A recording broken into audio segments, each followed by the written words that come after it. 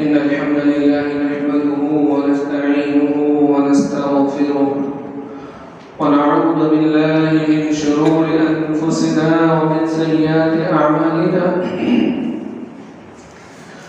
من يهده الله فلا مضل له ومن يضلله فلا هادي له وأشهد أن لا إله إلا الله وحده لا شريك له وأشهد أن محمدا عبده ورسوله يا أيها الذين آمنوا اتقوا الله حق تقاته ولا تموتن إلا وأنتم مسلمون يا أيها الناس اتقوا ربكم الذي خلقكم من نفس واحدة وخلق منها زوجها وبث منهما رجالا كثيرا ونساء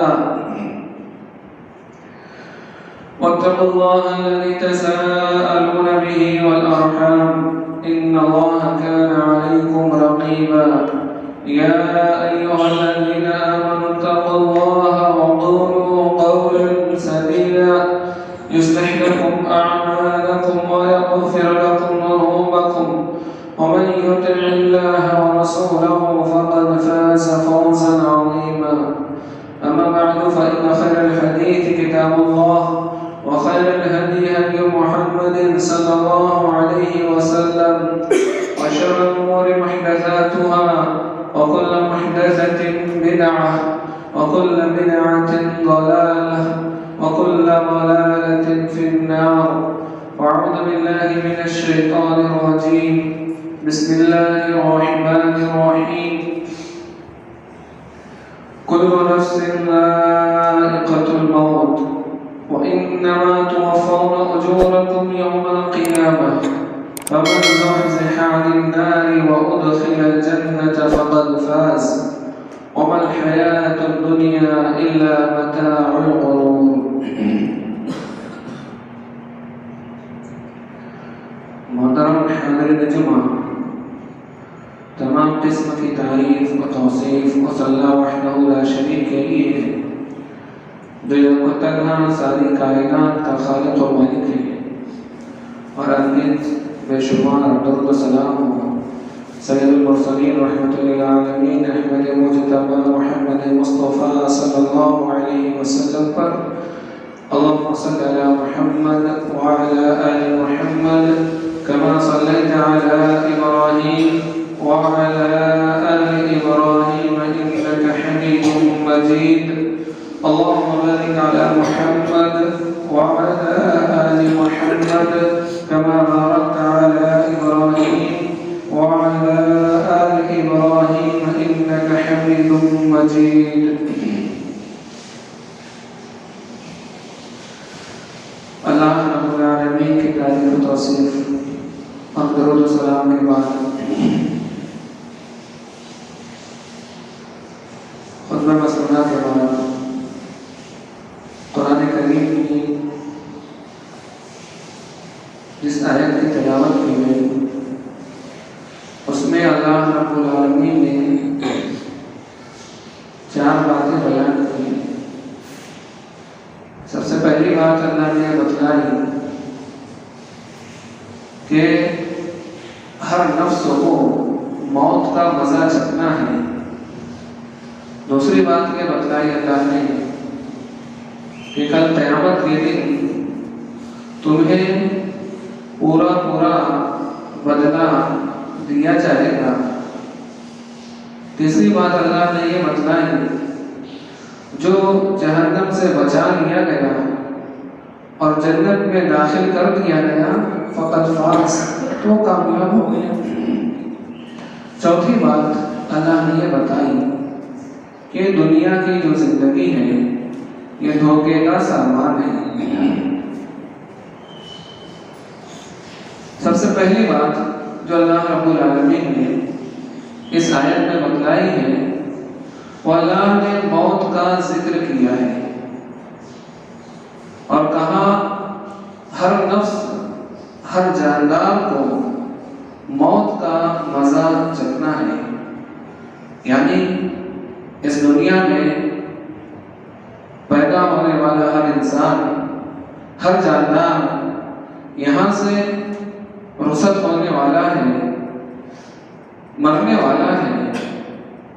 اور اللہ رب العالمین نے قرآن کریم میں دوسری جگہ اللہ نے یہ کہا ہے کہ وَمَا جَعَلْنَا لِبَشَرٍ مِّن قَبْلِكَ الْخُلْدَ، اس دھرتی پر، اس زمین پر ہمیشگی کسی کے لیے بھی نہیں ہے، چاہے مرد ہو یا عورت، چھوٹا ہو یا بڑا، بچہ ہو یا بوڑھا، فقیر ہو یا غنی، اگر ہمیشگی اس دھرتی پر، اس زمین پر کسی کے لیے بھی نہیں ہے، یہاں تک کہ وہ متقی ہو، پرہیزگار ہو، نبیوں میں سے ہو، رسولوں میں سے ہو، نبیوں کا سردار بھی کیوں نہ ہو، اللہ تبارک و تعالیٰ نے کہا یہاں پر کسی بھی بشر کے لیے ہمیشگی نہیں ہے۔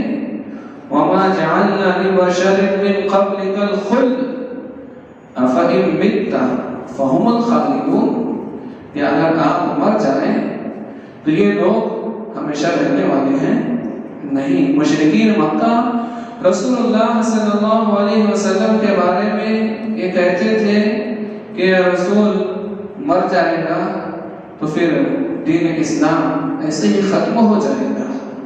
اللہ تبارک و تعالی نے ان کے بارے میں کہا اِنَّكَ مَيِّتٌ وَإِنَّهُمْ مَيِّتُونَ۔ بات صرف نبی کے مرنے کی نہیں ہے، بات یہ ہے کہ تمام کے تمام لوگ مرنے والے ہیں۔ اللہ رب العالمین قرآن کریم میں بتلاتا ہے کہ اَيْنَمَا تَكُونُوا يُدْرِككُمُ الْمَوْتُ وَلَوْ كُنْتُمْ فِي بُرُوجٍ مُّشَيَّدَةٍ، کہ تم جہاں کہیں نہ ہو، مضبوط قلعوں کے اندر بھی ہوگے، تمہاری موت کا وقت آ جائے گا تو موت تمہیں مضبوط قلعوں میں بھی آ پکڑے گی۔ اَيْنَمَا تَكُونُوا يُدْرِككُمُ الْمَوْتُ وَلَوْ كُنْتُمْ فِي بُرُوجٍ مُّشَيَّدَةٍ۔ انسان موت سے فرار اختیار نہیں کر سکتا، موت سے بھاگ نہیں سکتا۔ اللہ رب العالمین فرماتا ہے قُلْ إِنَّ الْمَوْتَ الَّذِي تَفِرُّونَ مِنْهُ فَإِنَّهُ مُلَاقِيكُمْ، کہہ دیجئے جس موت سے تم بھاگ رہے ہو تم اس سے بچ نہیں سکتے، بھاگ نہیں سکتے۔ فَإِنَّهُ مُلَاقِيكُمْ، وہ تمہیں پکڑنے والی ہے، وہ تمہیں دبوچنے والی ہے۔ موت ہر انسان کو آنے والی ہے، ہر آنے والا جاندار اس دنیا میں، اس دنیا سے رخصت ہو کر اپنے رب کے پاس جانے والا ہے۔ یا ایھا الانسان انک کادح الی ربک کدحا فملاقیہ، انسان اپنے رب سے ملاقات کرنے والا ہے۔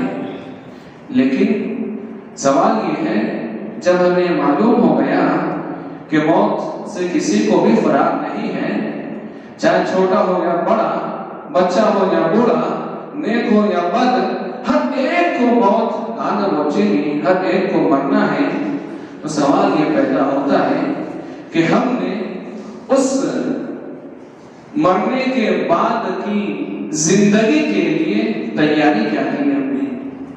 رسول اللہ صلی اللہ علیہ وسلم، آپ برا بن عازب رضی اللہ عنہ، اس حدیث کے راوی ہے کہ رسول اللہ صلی اللہ علیہ وسلم ایک جنازے میں تھے اور قبر تیار کی جا رہی تھی، آپ وہاں بیٹھے ہوئے تھے اور رو رہے تھے قبر کے پاس بیٹھ کر، اتنا روئے کہ آپ کے آنسو کی وجہ سے جو آنسو گر رہا تھا زمین وہاں کی گیلی ہو گئی۔ پھر رسول اللہ صلی اللہ علیہ وسلم نے فرمایا یا اخوانی لمثل ھذا فاعدوا، اے میرے بھائی اس طرح کے دن کے لیے تم تیاری کر لو۔ رسول اللہ صلی اللہ علیہ وسلم کا عمل دیکھیے کہ قبرستان میں جب آپ جاتے ہیں، قبر کے پاس بیٹھتے ہیں تو وہاں آپ کو موت یاد آتی ہے۔ اور ایسے بھی رسول اللہ صلی اللہ علیہ وسلم کا معمول تھا کہ آپ قبرستان کی زیارت کیا کرتے تھے، لیکن رک کر یہ بات ہم واضح کر دیں کہ قبرستان کی زیارت کے لیے 15 شعبان کی رات کو خاص کر لینا یہ کسی بھی حدیث سے ثابت نہیں ہے، اور 15 شعبان کے دن اور رات جو عمل کیا جاتا ہے یہ رسول اللہ صلی اللہ علیہ وسلم کے فرمان سے 15 شعبان کے دن اور رات سے خاص نہیں ہے۔ اس لیے ہمیں اس سے اجتناب کرنا چاہیے، بچنا چاہیے۔ اللہ کے رسول صلی اللہ علیہ وسلم قبرستان کی زیارت کیا کرتے تھے، کیوں؟ تاکہ موت کی یاد آئے، آخرت کی یاد آئے۔ رسول اللہ صلی اللہ علیہ وسلم کا یہ عمل ہم نے سنا کہ قبروں کے پاس بیٹھ کر آپ رو رہے تھے۔ ہماری دنیا کی گفتگو، دنیا کی باتیں، دنیا کے مسئلے مسائل، ہم کھڑے ہوئے ہیں قبروں کے پاس، تیاری کی جا رہی ہے مردے کو قبروں میں دفن کرنے کے لیے۔ ہماری دنیا کی گفتگو چلتی رہتی ہے، جاری رہتی ہے۔ رسول اللہ صلی اللہ علیہ وسلم موت قبر کے پاس بیٹھ کر موت کو یاد کر رہے ہیں اور لوگوں سے کہہ رہے ہیں اس دن کے لیے تم تیاری کرو۔ آج یہ بندہ جسے ہم زمین میں دفن کرنے والے ہیں، قبر کے حوالے کرنے والے ہیں، جسے ہم نے نہلا دھلا کر کفن پہنا کر اسے قبرستان لے کر ہم آئے ہیں، اسے قبر کے حوالے کرنے والے ہیں۔ اے لوگوں، تم بھی اس دن کے لیے، قبر میں جانے کے لیے، موت کے لیے، اے لوگوں تم بھی تیاری کرو۔ انسان دنیاوی زندگی میں بہت ساری چیزیں ہیں، بہت سارے کام ہیں جس کے لیے وہ تیاری کرتا ہے اور ضروری بھی ہے، لیکن اس سے زیادہ اہم یہ ہے کہ انسان اپنے مرنے کے بعد کی زندگی کے لیے کتنی تیاری کرتا ہے، اس کے لیے کتنا فکر مند ہے۔ ضروری ہے اس حوالے سے بھی سوچنا اور اس کے لیے تیاری کرنا۔ اللہ کے رسول صلی اللہ علیہ وسلم نے قبر کے پاس بیٹھ کر یہی کہا، یا اخوانی لمثل ھذا فاعدوا، اے میرے بھائی اس دن کے لیے تم تیاری کر لو۔ انسان اس دنیا میں زندگی گزارتا ہے، اس کے لیے رہنے کی دو جگہ ہیں، ایک جگہ وہ جو زمین کے اوپر کی ہوتی ہے اور ایک جگہ وہ جو زمین کے نیچے کی ہوتی ہے، یعنی قبر۔ ہم دیکھتے ہیں کہ زمین کے اوپر انسان بستا ہے، گھر بناتا ہے، اور گھر میں ہر طرح کی آرائش کے لیے، سہولت کے لیے، خوبصورتی کے لیے، اچھا دکھنے کے لیے ہر طریقے کا وہ انتظام کرتا ہے۔ دو گھر میں سے ایک گھر ہم دیکھیں تو اس کے لیے ہر طریقے کی اس میں سہولت ہو، خوبصورت دکھے، اچھا دکھے۔ زمین کے اوپر جو گھر ہوتا ہے ایک انسان اس کے لیے فکر مند ہوتا ہے، لیکن اور وہ گھر کی مدت کتنی ہے؟ 60 سال، 70 سال، 100 سال؟ کب تک؟ جب تک زندہ ہے تب تک۔ مر جائے گا وہ گھر اس سے چھین لیا جائے گا، وہ گھر اس کے ساتھ جانے والا نہیں۔ رسول اللہ صلی اللہ علیہ وسلم فرماتے ہیں کہ انسان جب مر جاتا ہے تو میت کے ساتھ 3 چیزیں جاتی ہیں، اس کا مال جاتا ہے، اس کے گھر والے جاتے ہیں، اس کا عمل جاتا ہے۔ 2 چیزیں واپس آتی ہیں، ایک چیز مرنے والے کے ساتھ جاتی ہے۔ گھر والے جاتے ہیں، قبر میں دفن کرتے ہیں، اس پر نماز جنازہ پڑھتے ہیں، واپس آ جاتے ہیں۔ مال جب اس کا انتقال ہوتا ہے، جو کچھ ہوتا ہے اس کے بدن پر تمام چیزیں اتار لی جاتی ہیں، مال لے لیا جاتا ہے، گھر والے چھوڑ کر واپس آ جاتے ہیں، اس کے ساتھ جو چیز جاتی ہے وہ اس کا عمل ہے۔ اے لوگوں، اس گھر کے لیے بھی فکر مند رہو، اس گھر کے لیے بھی تیاری کرو۔ رسول اللہ صلی اللہ علیہ وسلم یہی بات کہہ رہے ہیں، یا اخوانی لمثل ھذا فاعدوا، اے لوگوں، اے میرے بھائی تم اس دن کے لیے تیاری کرو۔ زمین کے نیچے ہمیں دفن ہوتا ہے، قبر ہمارا گھر ہونا ہے، اور یہ ایسا نہیں ہے کہ اس میں شک ہو، یہ یقینی بات ہے۔ دوسری بہت ساری دنیا میں چیزیں ہیں جس کا ہونا یا نہ ہونا یقین سے نہیں کہہ سکتے۔ بارش ہوگی نہیں ہوگی یقین سے نہیں کہا سکتا۔ گرمی اسی طریقے سے دوسری چیزوں کے بارے میں یقین سے نہیں کہا جا سکتا ہے، لیکن موت ایک ایسی چیز ہے جس کے بارے میں یقین ہونا چاہیے، اور یقین سے کہتے بھی ہے۔ اللہ نے موت کا تذکرہ یقین کے ساتھ بھی کیا ہے، یہ بتلانے کے لیے کہ اس میں کوئی شک کی گنجائش نہیں ہے۔ ہر شخص کو اس دنیا سے جانے، اللہ نے کہا وَاعْبُدْ رَبَّكَ حَتَّى يَأْتِيَكَ الْيَقِينُ، تم اپنے رب کی عبادت کرو یہاں تک کہ تمہیں یقین آ جائے، تمہیں موت آ جائے۔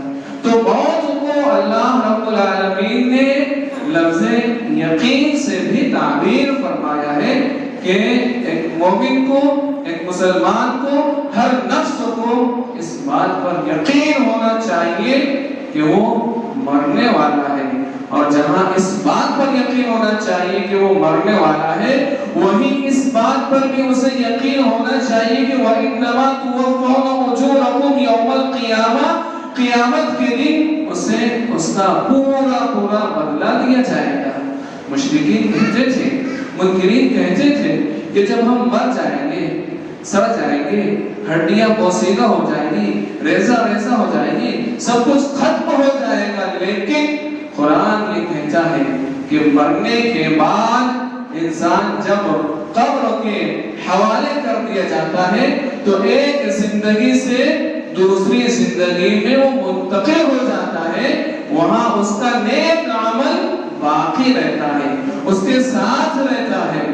تو اس لیے ایک مسلمان کو اپنی برزخی زندگی کے لیے، اپنی موت کے لیے تیاری کرتے رہنا چاہیے، اور اللہ تبارک و تعالیٰ نے تو اور واضح کر دیا ہے یہ کہہ کر کہ کل من علیہا فان، جو بھی اس دھرتی پر ہے، چاہے انسانوں میں سے ہو، جنوں میں سے ہو، فرشتوں میں سے ہو، کل من علیہا فان، ہر ایک کو فنا ہونا ہے۔ وَيَبْقَى وَجْهُ رَبِّكَ ذُو الْجَلَالِ وَالْإِكْرَامِ، رب العالمین کی ذات صرف باقی رہنے والی ہے، اسے فنا نہیں۔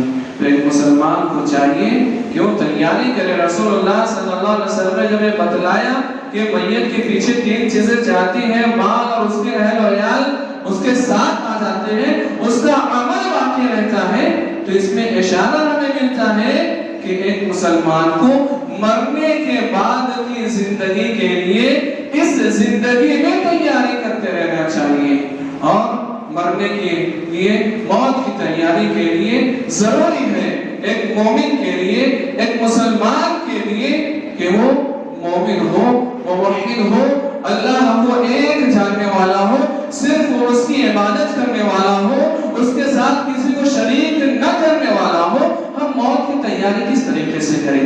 من چاہے زندگی گزار کر نہیں، من چاہے زندگی گزار کر ہم موت کی تیاری نہیں کریں، ہم رب چاہے زندگی گزار کر موت کی تیاری کریں۔ رب نے ہمیں کس لیے پیدا کیا ہے؟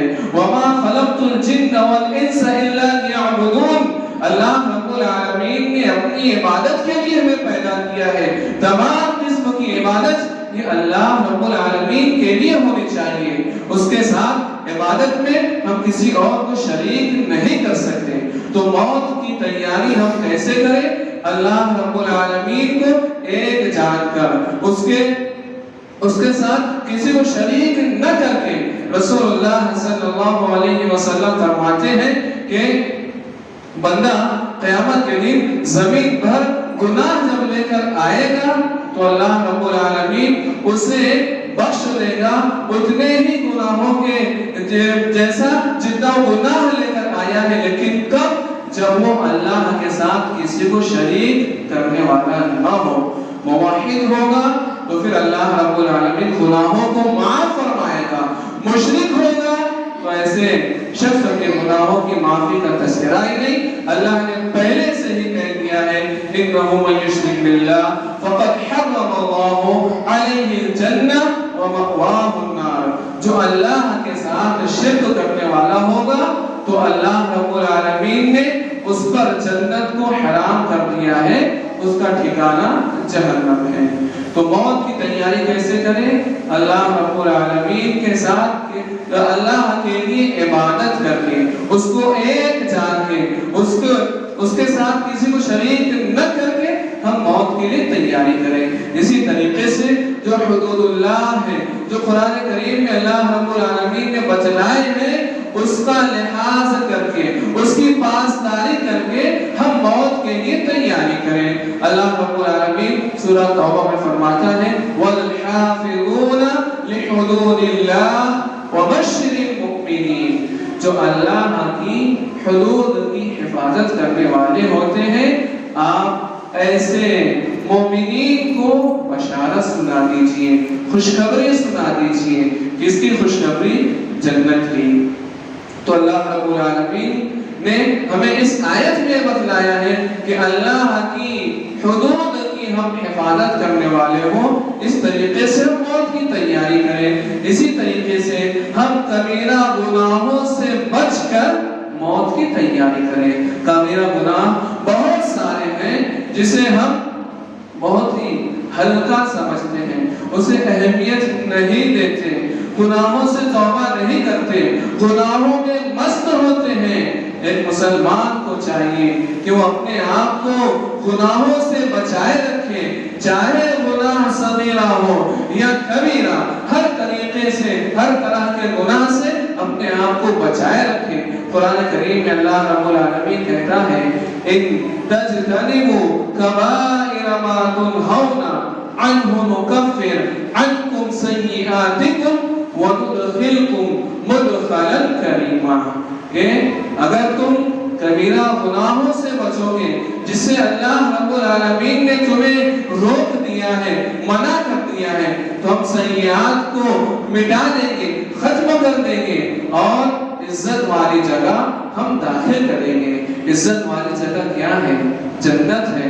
جنت میں داخل ہونے کے لیے ایک انسان کے لیے ضروری ہے کہ وہ توحید پرست ہو، شرک کرنے والا نہ ہو، اللہ کی حدود کی حفاظت کرنے والا ہو، گناہوں سے بچنے والا ہو۔ ساتھ ہی ساتھ موت کی تیاری کے لیے ایک انسان کو یہ بھی کرنا چاہیے کہ جو وصیتیں ہیں ان وصیتوں کو لکھ لے، اور اسی طریقے سے ایک انسان کو موت کی تیاری کرنے کے لیے خیر پر خاتمہ ہو، اس کے لیے اللہ رب العالمین سے دعا بھی کرتے رہنا چاہیے۔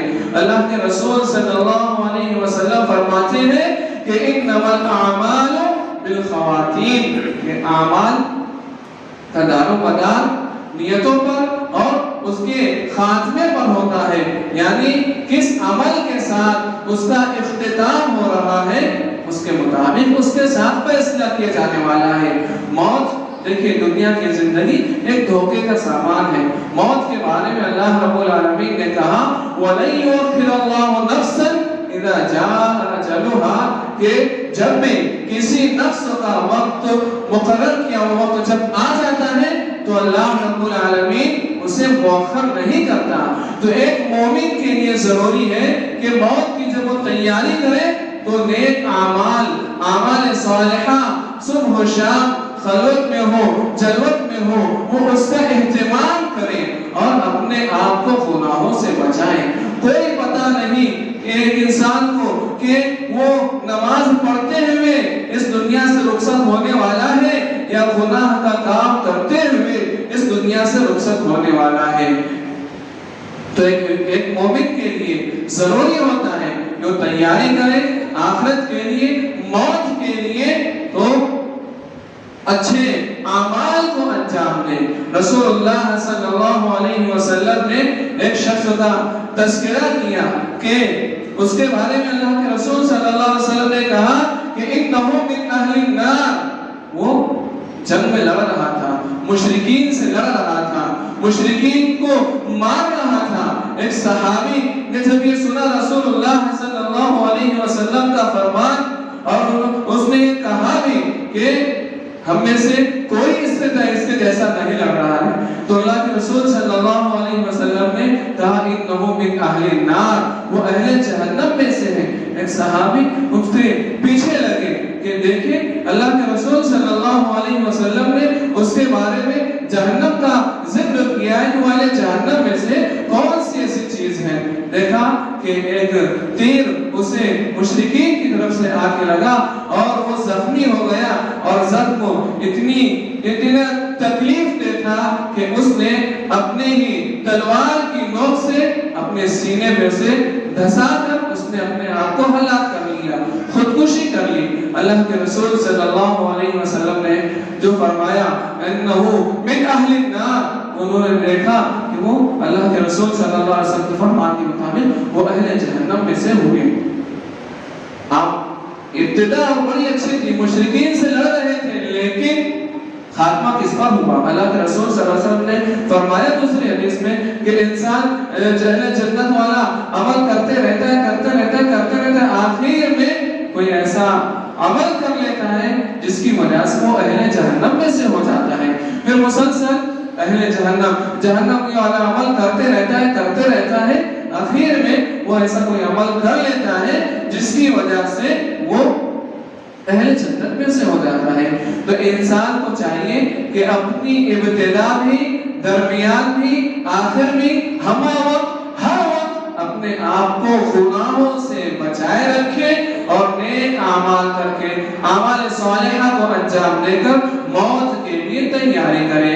ایک انسان جب اعمال صالحہ کو انجام دیتا ہے, اللہ کے حقوق کو ادا کرتا ہے, اللہ کے بندوں کے حقوق کو ادا کرتا ہے, رب العالمین کی معرفت جانکاری حاصل کرتا ہے, اس کے دین کا اس سے تقاضا کیا ہے اس کے مطابق وہ زندگی گزارتا ہے, نبیوں پر ایمان رکھتا ہے, جناب محمد رسول اللہ صلی اللہ علیہ وسلم کی رسالت کو تسلیم کرتا ہے, آپ کے بارے میں جانکاری حاصل کرتا ہے, آپ کے کیا تقاضے اس پر عائد ہوتے ہیں اس کے بارے میں جانکاری حاصل کرتا ہے, اس کے مطابق زندگی گزارتا ہے.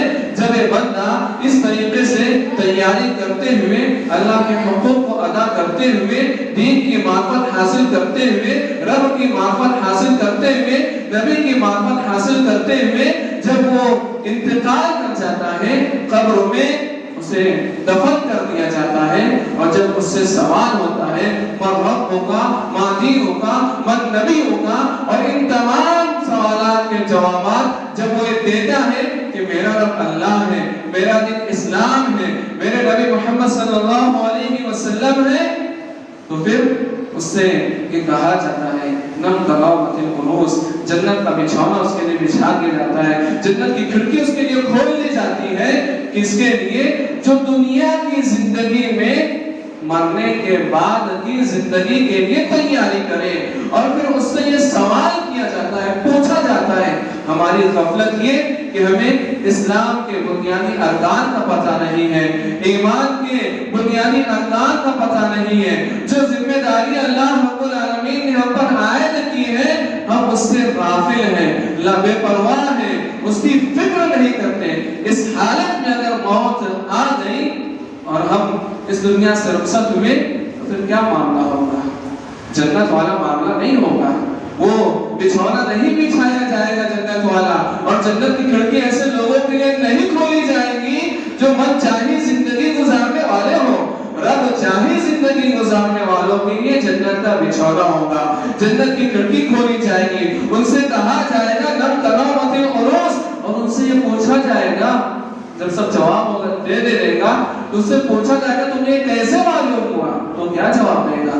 میں نے قرأت کتاب اللہ فآمنت به وصدقت, میں نے اللہ رب العالمین کی کتاب کو پڑھا, اس پر ایمان لایا اور میں نے اس کی تصدیق کی. یہ اس کا نتیجہ ہے کہ اللہ رب العالمین نے میرے ساتھ یہ معاملہ کیا ہے. تو کتنا ضروری ہے ایک مسلمان کے لیے کہ وہ اللہ کے کلام سے جڑے, رب کے بارے میں معرفت حاصل کرے, رسول کے بارے میں معرفت حاصل کرے, دین کے بارے میں معرفت حاصل کرے.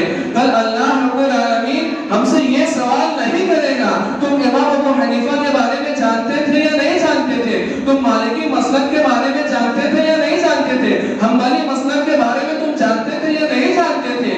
ان مسالک کے بارے میں ہم سے سوال نہیں ہونے والا, ہم سے سوال ہوگا رب کا, دین کا, اسلام کا, نبی کا. یہ تمہارا نبی کون ہے؟ آج ہم دیکھتے ہیں کہ ہماری زندگی جو گزر رہی ہے، شب و روز جو گزر رہے ہیں، وہ رب چاہی زندگی سے میل نہیں کھاتے، من چاہی زندگی سے میل کھاتے ہیں۔ ہم جسے چاہتے ہیں اپنا بزرگ بنا لیتے ہیں، اپنا امام بنا لیتے ہیں، اپنا پیشوا بنا لیتے ہیں، اس کے پیچھے پیچھے چلتے ہیں۔ تو کل جب انتقال ہوگا، مرنے کے بعد قبر میں ڈالا جائے گا، اس سے سوال ہوگا تو وہی جواب دے گا جو اہل جہنم کا ہوگا کہ مجھے نہیں پتا۔ جب اسے بتایا جائے گا، رسول کے بارے میں پوچھا جائے گا کون ہے، تو وہ کہے گا ہاں اللہ ادری، مجھے نہیں پتا، جو لوگ کہتے تھے وہی میں کہتا تھا۔ دنیا میں جو لوگ کہتے تھے، جو لوگ کرتے تھے، کرنے والا کل مرنے کے بعد بھی جب یہی جواب دے گا تو اسے لوہے کے ہتھوڑوں سے مارا جائے گا، جہنم کا عذاب قبر سے ہی شروع ہو جائے گا۔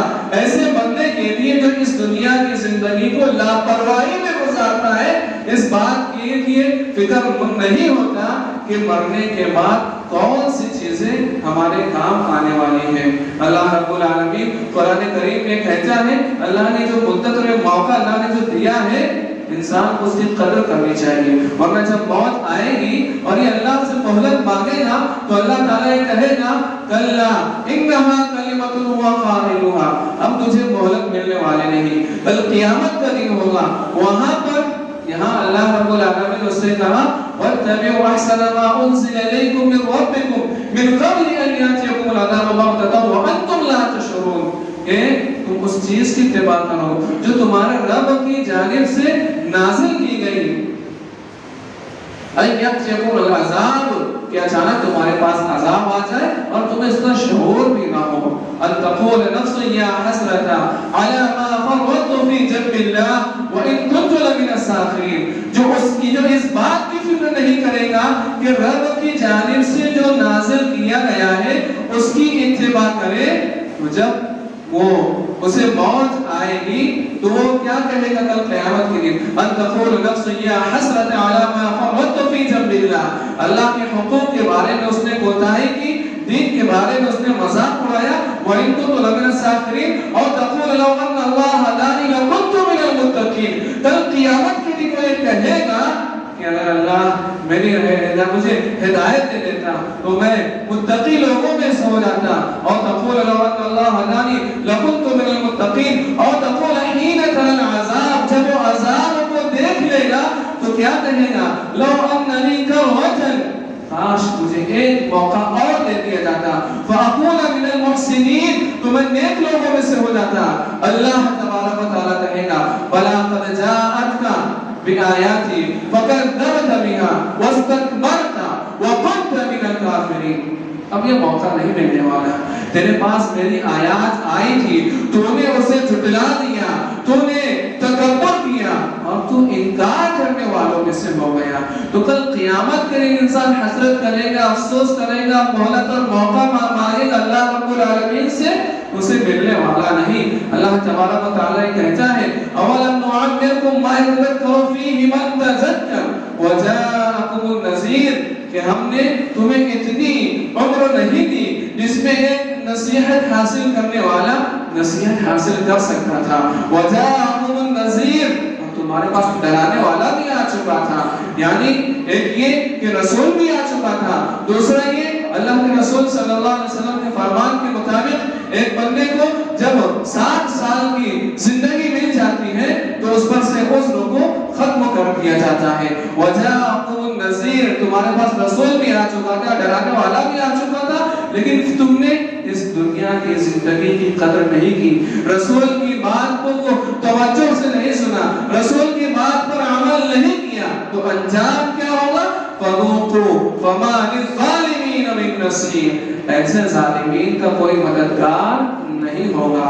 اگر ہم یہ چاہتے ہیں کہ دنیا میں بھی اللہ رب العالمین ہمارا حامی ہو، ناصر ہو، مددگار ہو، اور مرنے کے بعد بھی اللہ رب العالمین ہر موقع پہ ہماری مدد کرنے والا ہو، تو اس کے لیے ضروری ہے کہ مرنے سے پہلے ہم موت کے لیے تیاری کریں۔ اللہ رب العالمین سے دعا ہے کہ ہمیں کہنے اور سننے کے ساتھ ساتھ اس پر عمل کی توفیق عطا فرمائے۔ جب تک زندہ رکھے اسلام پر ایمان پر زندہ رکھے، ہمارا خاتمہ ایمان اسلام پر فرمائے۔ آمین۔ بارک اللہ لنا ولکم فی القرآن العظیم ونفعني الله وإياكم بالآيات والذكر الحكيم إنه تعالى جواد كريم ملك رؤوف رحيم.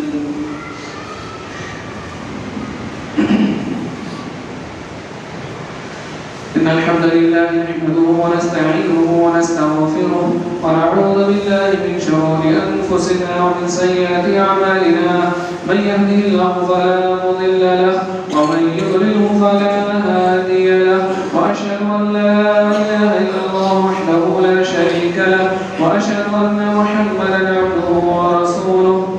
أعوذ بالله من الشيطان الرجيم. بسم الله الرحمن الرحيم. إن الله وملائكته يصلون على النبي يا أيها الذين آمنوا صلوا عليه وسلموا تسليما. اللهم صل على محمد وعلى آل محمد كما صليت على إبراهيم وعلى آل إبراهيم إنك حميد مجيد. اللهم بارك على محمد وعلى آل محمد كما باركت على إبراهيم وعلى آل إبراهيم إنك حميد مجيد.